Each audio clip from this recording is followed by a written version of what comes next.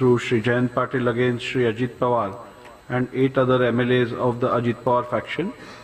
Petition number 2 is filed by the Ajit Pawar faction through Shri Anil Patil against Shri Jayant Patil and Shri Jitendra Awad of the Sharad Pawar faction. Petition number 3 is filed by Shri Sharad Pawar faction through Shri Jayant Patil against Shri Narhari Jhirwar and 19 other MLAs of the Ajit Pawar faction. Petition number 4 is filed by the Sharad Pawar faction through Shri Jitendra Awad against Shri Chetan Tupe and 11 other MLAs of the Ajit Pawar faction. Petition number 5 is filed by the Ajit Pawar faction through Shri Anil Patil against Shri Anil Deshmukh and 7 other MLAs of the Sharad Pawar faction. There are in total 3 petitions filed by the Sharad Pawar faction against the Ajit Pawar faction and 2 petitions filed by the Ajit Pawar faction against the Sharad Pawar faction. Filed by Shri Ajit Pawar faction against Shri Sharad Pawar faction by order dated 16 January 2024, I had by consent of both the parties consolidated all the petitions into 2 groups. Petition number 1, 3 and 4 filed by the Sharad Pawar faction were grouped as Group 1, and petition number 2 and 5 filed by the Ajit Pawar faction were grouped as Group 2. I would be pronouncing 2 separate judgments in these 2 groups. In the facts and circumstances of the matter and in view of the facts that the rival factions had emerged within the NCP prior to the initiation of disqualification petitions, I had to determine which faction was the real political party for the purpose of these disqualification petitions as per the law laid down by the Honorable Supreme Court in Subhash Desai matter.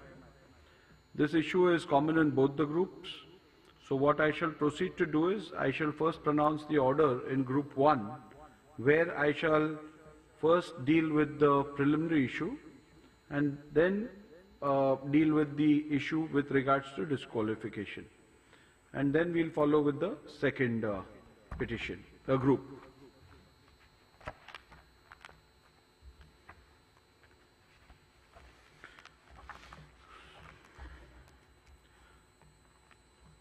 So, the Honorable Supreme Court in Subhash Desai versus Governor of Maharashtra, hereinafter referred to as Subhash Desai, was pleased to hold that the Speaker should prima facie determine who the real political party is for the purpose of adjudicating disqualification petitions, if 2 or more factions claim to be that political party, in keeping with the principles discussed in the said judgment.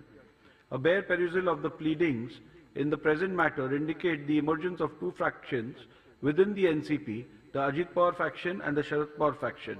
Although the said judgment was in the matter that arose from a somewhat similar political situation that arose in the House concerning the Shiv Sena, it does constitute a precedent that would apply on all 4 of the petition's present disqualification matters as well.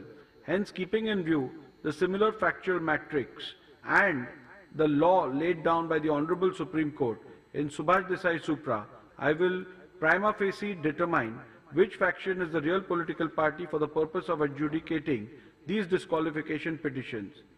The said preliminary determination is necessary before examining the merits and deciding whether respondents have incurred disqualification under the 10th schedule of the Constitution of India.